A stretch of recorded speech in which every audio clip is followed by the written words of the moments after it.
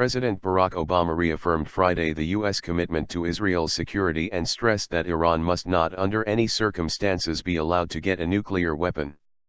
Obama, in speaking to one of Washington's largest synagogues Friday, said he forcefully objects to suggestions that policy differences between his administration and the Israeli government signal his lack of support for the longtime U.S. ally.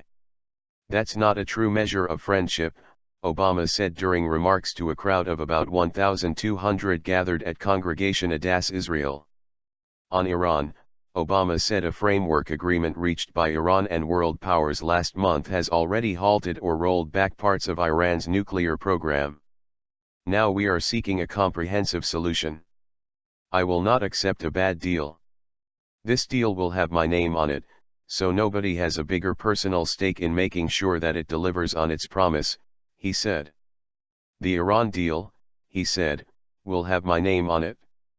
Negotiators from Iran and a group that includes Britain, China, France, Russia, the United States and Germany have been working on the details of a final agreement to scale back Iran's nuclear program in exchange for sanctions relief.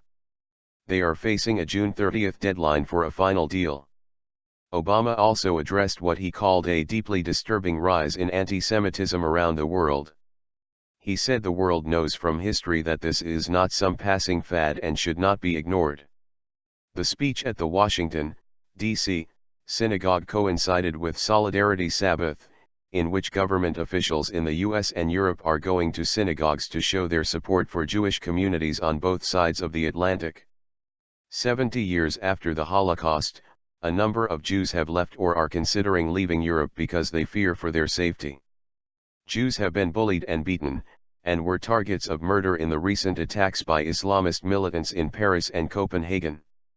A speech by a U.S. president cannot stop Jews from making the assessment that it's not safe to be there for themselves or for their children, or their grandchildren, Jason Isaacson of the American Jewish Committee said in an interview. But, Isaacson added, the president can inspire and encourage European leaders to seize this issue and make it their own, and make the fight against anti-Semitism a fight to protect European values. Obama's synagogue visit follows friction with Israel and some Jewish leaders over his strategy for a nuclear deal with Iran. Israeli Prime Minister Benjamin Netanyahu has criticized it as weak. Obama won large majorities of Jewish votes in both of his presidential elections, and Isaacson said the president has been seeking lately to reassure this traditionally Democratic voting bloc. "I think the president sees all that, sees that there is an important constituency that he has in the American Jewish community," said Isaacson, who was part of a meeting Obama held with Jewish leaders last month in which the Iran deal and America's relationship with Israel were reportedly discussed.